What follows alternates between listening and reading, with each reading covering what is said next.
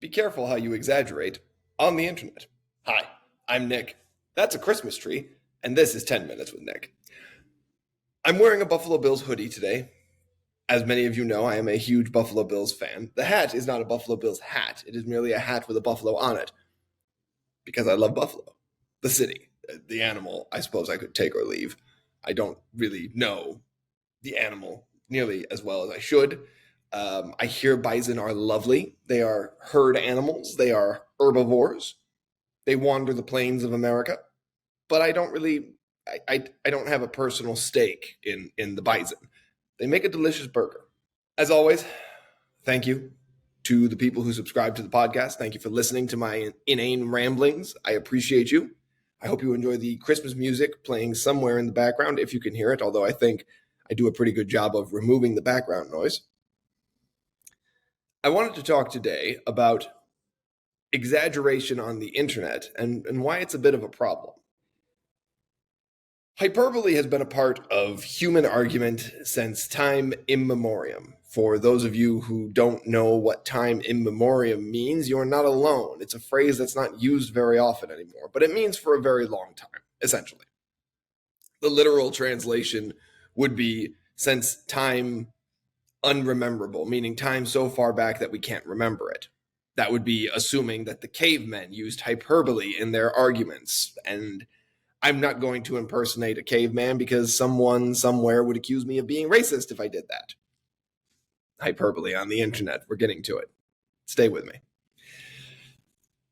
But hyperbole and exaggeration, these are things that have been used on the internet for a long, not just the internet, that have been used in argument for a long time, in debate. If my opponent wins, fire will rain down from the heavens. Nobody actually believes that fire is going to rain down from the heavens because somebody wins a local school board election. No, but it's used to make a point. Bad stuff will happen. Why is it more of a problem, I think, today than it used to be? As with all things, I blame the internet.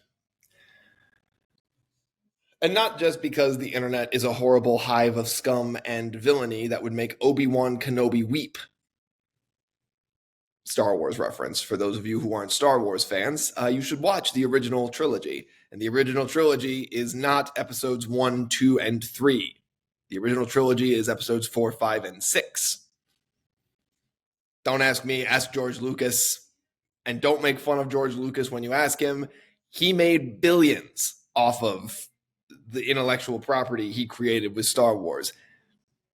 Yeah, he wrote Shakespeare in space, but so what? There's no original stories in the world. Shakespeare wasn't original. Shakespeare was a derivation of stories that had existed for, here we go again, time immemorial. Human beings are natural storytellers, but we really tell the same stories just with different coats of paint. And that's what makes them interesting. Anyways. So exaggeration has been used for a long time. It's been a big thing. Fiction itself is exaggeration. Even historical fiction.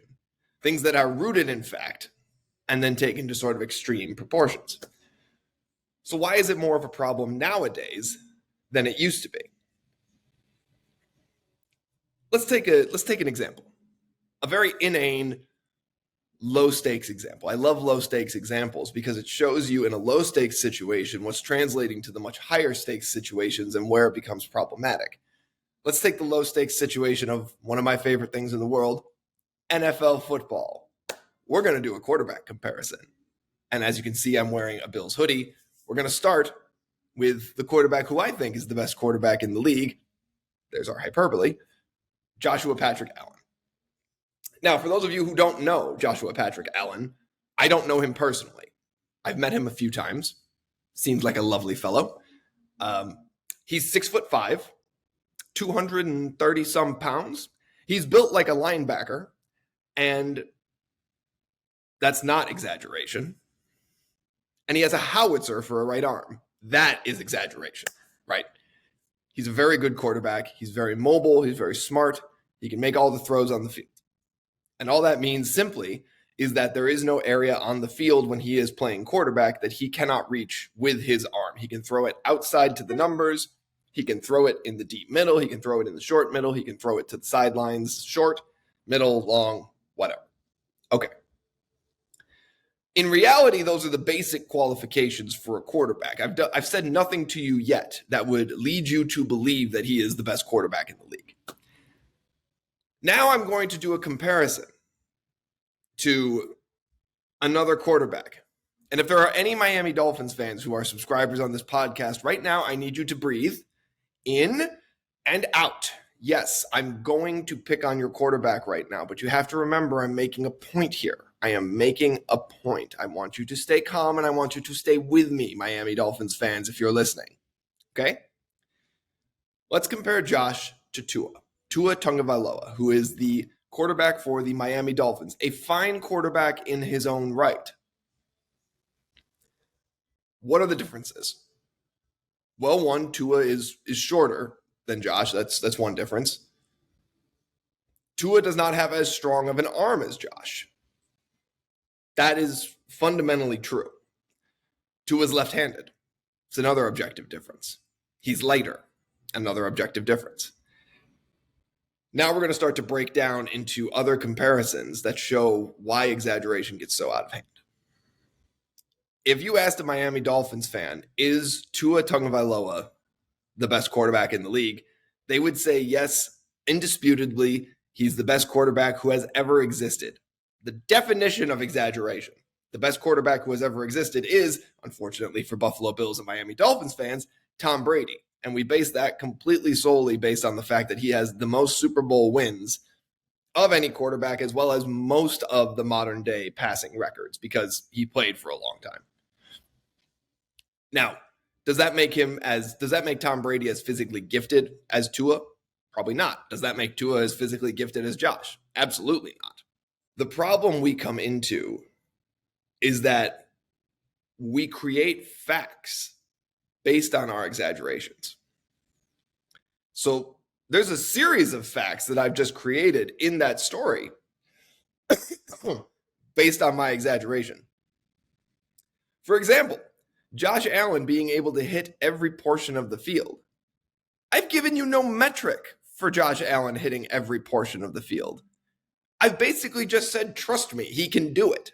I've given you no metric. I've offered you no numbers. I've given you no statistics. I've shown you nothing that would lead you to believe that that is correct. Miami Dolphins fans, now hang on. I'm about to pick on you next.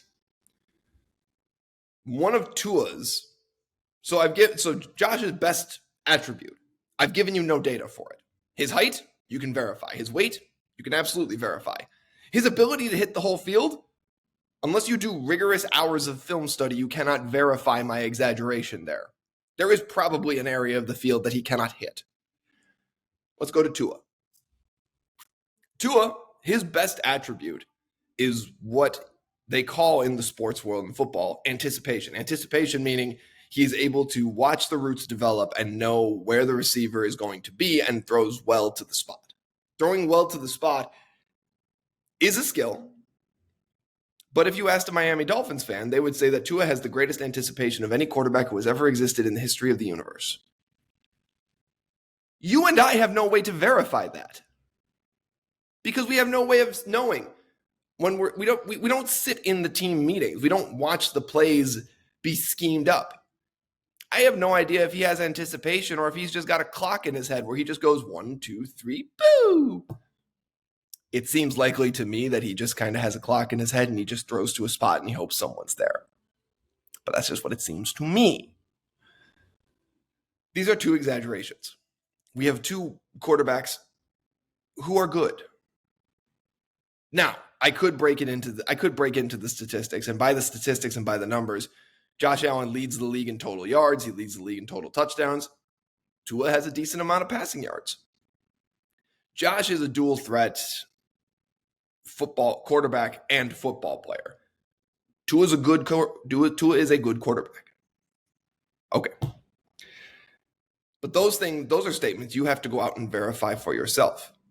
The internet banks on people and has created a society of people who hear things other people say and then carry them on as fact because they are said so soundly that nobody goes out and verifies it. And that's where the problem of the internet comes in when it comes to exaggeration. Whereas exaggeration has been used for decades and decades and decades and centuries and whatever in argument, the internet takes exaggeration and packages it as fact. That's a big problem. Because it's one thing for us to get at each other's throats about our favorite quarterback. It's another thing to say, this politician is literally Hitler, or this politician is literally Stalin, or this politician wants nothing more than to destroy America, or this politician is a criminal.